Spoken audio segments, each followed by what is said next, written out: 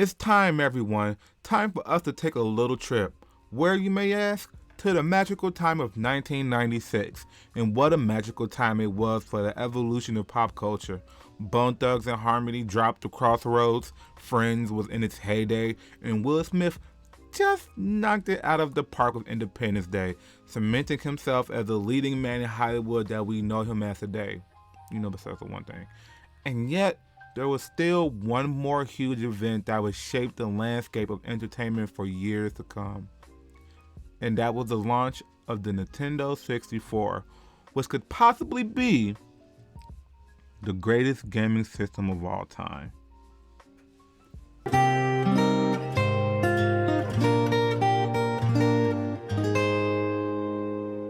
The Nintendo 64 released in America on September 29th, 1996, and it is a part of what we now call the fifth generation of gaming, or as some people might call it, the 3D generation, due to the implementation of 3D technology being the main selling point of the consoles.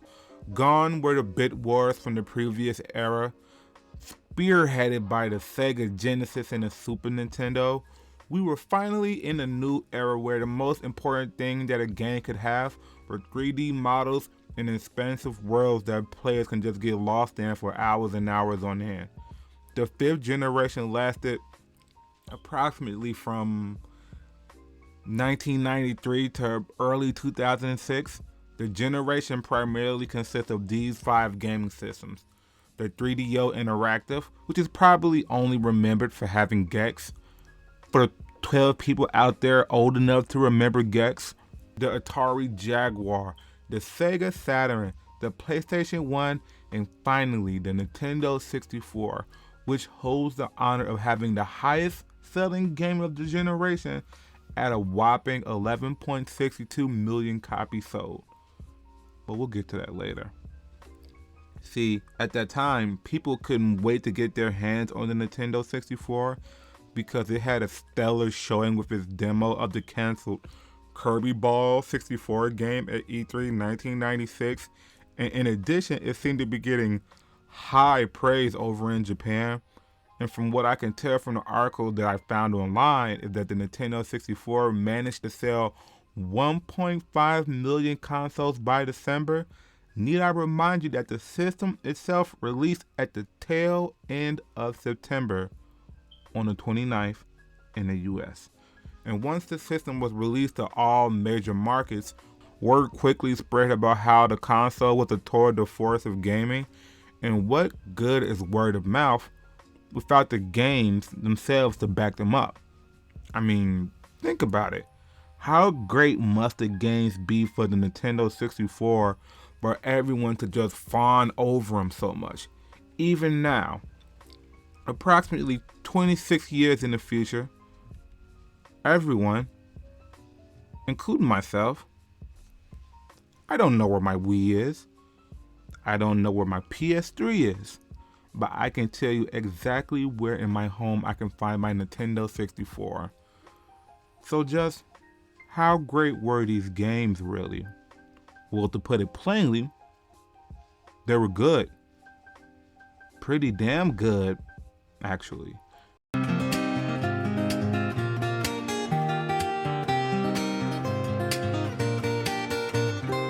The games, baby. Have you ever been sitting home on a warm, cozy day, just lying on the couch, or maybe you're just sitting at home on the computer, and suddenly you see an image or something online, and that wave of nostalgia and curiosity just hits you? You start to think about those times you used to spend going to Blockbuster and renting Nintendo 64 games for a week for like $7, and you would just waste the day away playing games like WWF No Mercy or the classic space shooter Star Fox 64. Or if you ever felt like you wanted to punish yourself with a really bad time, you can go and grab that copy of Superman 64 that you threw in the dumpster.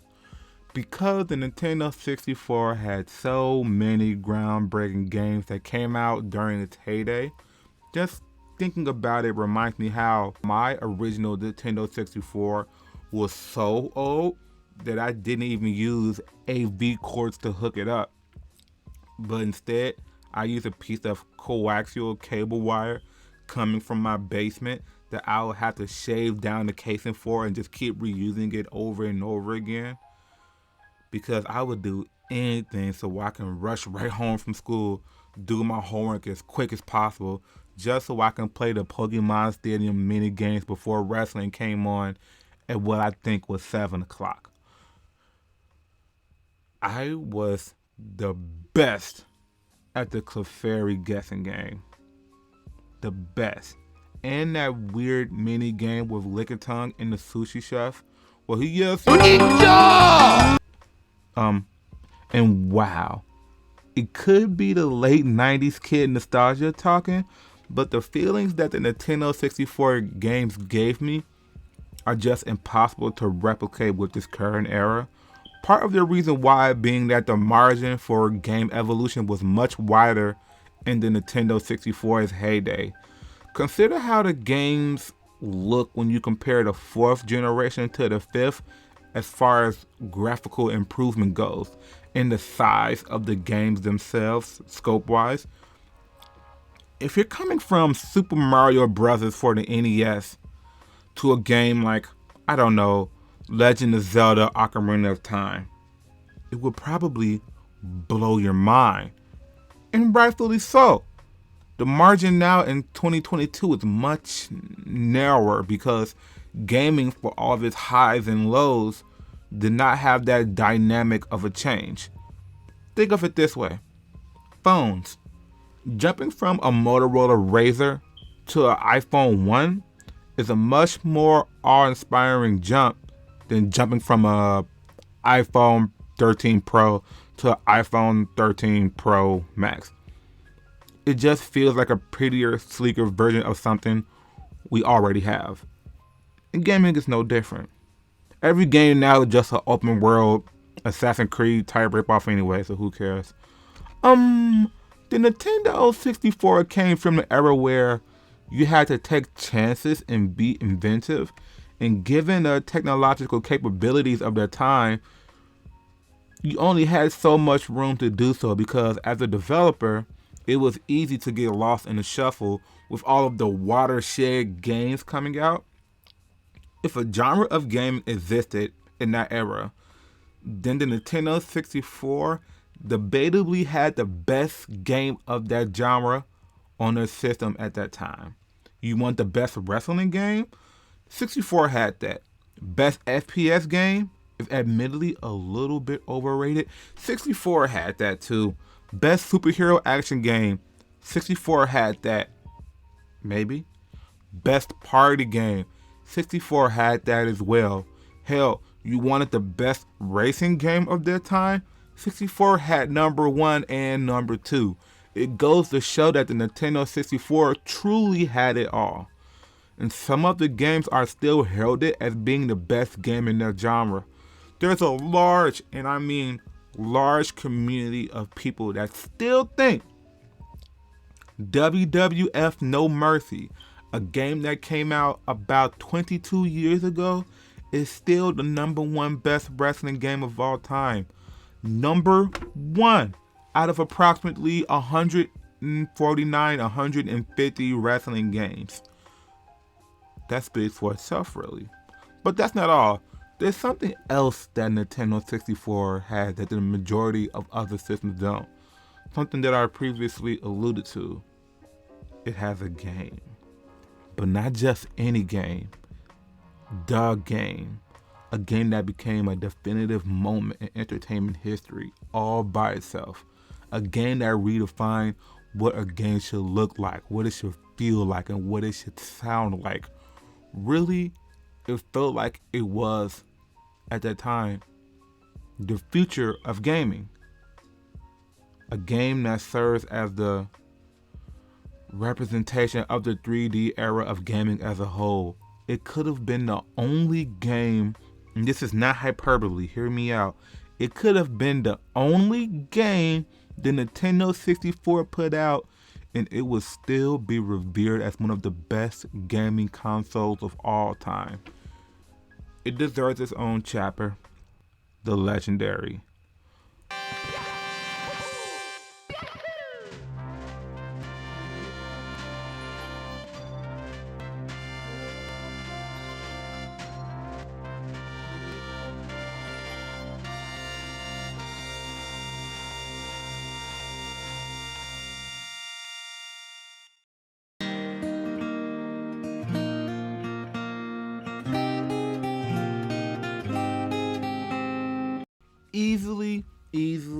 Easily, easily the most hyped game of the era, and it was a damn launch title next to Pilot Goddamn Wing 64.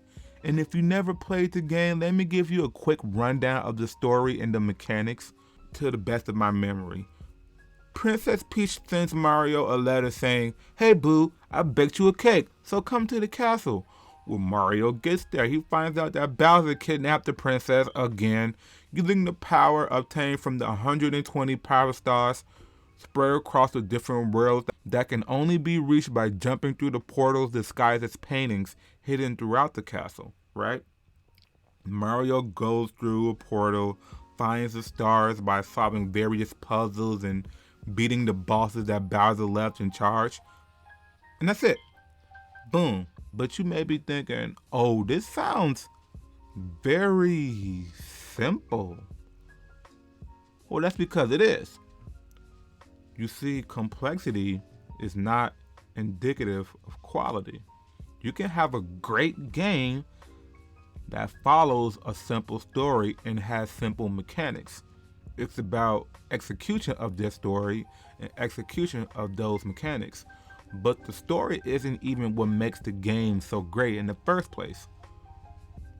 It's a matter of the game being willing to try all of these new things at that time and usher in these new ideas, and somehow they all mesh so well even now. The camera system, love it or hate it, was something that the world had never seen before, as well as the dynamic level design and the open world 3D models on this scale. It has some of the best movement ever conceived in a game at that point, with the way every action Mario does flows together so seamlessly, from the jump combination to the dives and slides, as well as the long jumps and wall jumps, in a way you can combine those actions. It's part of the reason why Super Mario 64 has such a enormous presence in the speedrun community. Because visually, it's a great game to look at in terms of level variation and character movement variation, right? And quick tangent by the way, to add to the iconic nature of the game as well as the system itself, take note that Super Mario 64 is probably the game most known for pushing Twitch to the forefront of streaming where it is now. Huh? What do you mean by that? Much in part to Sid Glemick in his Super Mario 64 speedruns. I mean, he packed houses running the game, and that popularity that came for that sent Twitch to the moon. There's another thing too. There's the audio. Just gonna make this quick.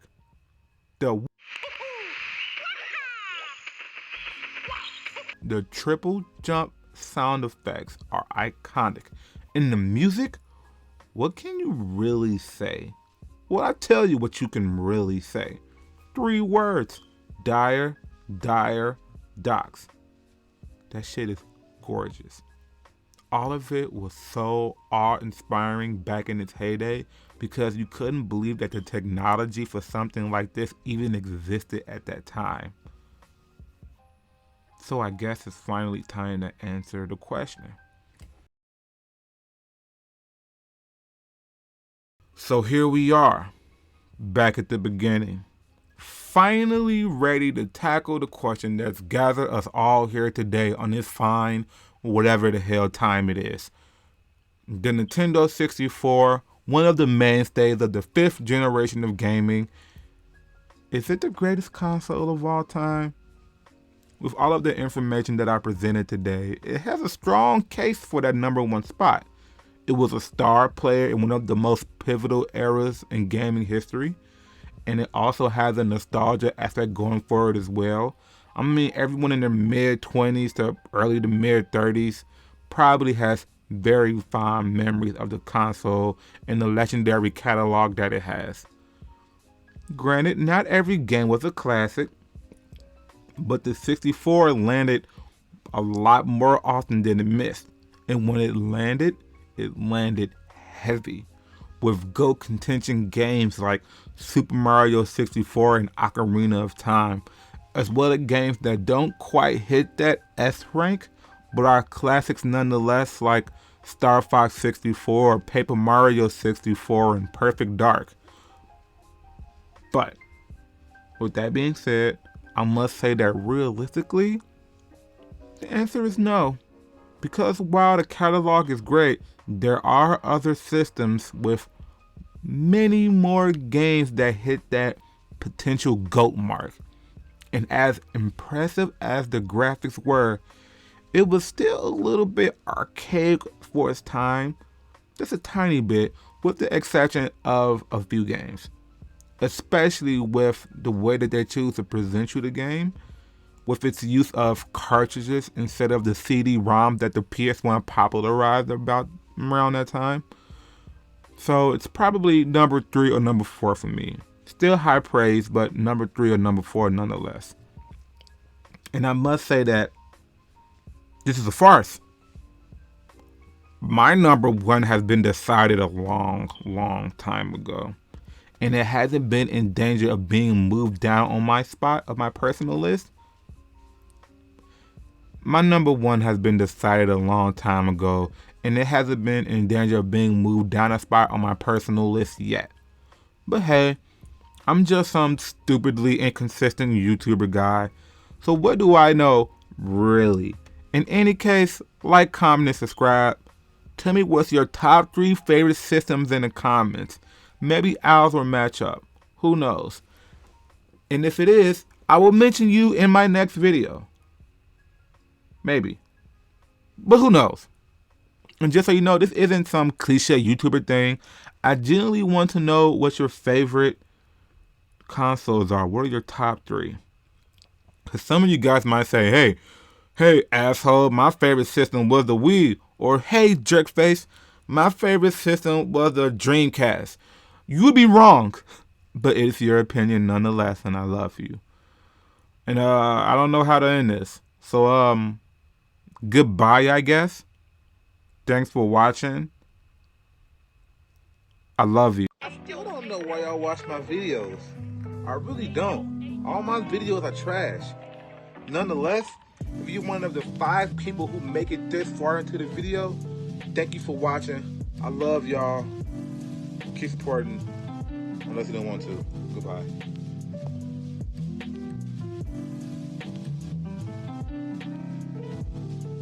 This sucks. Yeah, me. It really sucks. Me. This sucks more than anything that has ever sucked before.